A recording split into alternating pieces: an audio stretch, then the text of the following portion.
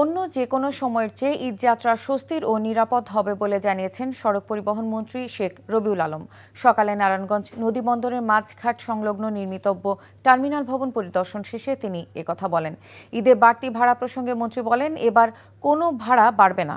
যারা ভাড়া বাড়ানোর চেষ্টা করবে তাদের বিরুদ্ধে কঠোর ব্যবস্থা নেওয়া হবে। পরে তিনি খানপুরে আইসিটি অ্যান্ড বাং টার্মিনাল ও নারায়ণগঞ্জ ড্রেজার বেস পরিদর্শন করেন।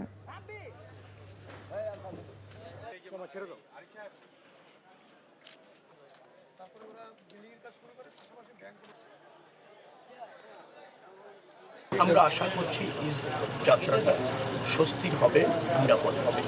যে সমস্ত জায়গায় ব্যত্যয় ঘটার সম্ভাবনা আছে, ধরেন একটা যানজট তৈরি হয়ে যায়, দীর্ঘক্ষণ শৃঙ্খলা থাকে না রাত সড়কে যান চলাচলের জন্য, তার জন্য যে সমস্ত ব্যবস্থা নেওয়া হবে উচিত সেগুলি ইতিমধ্যে আমরা নিয়েছি।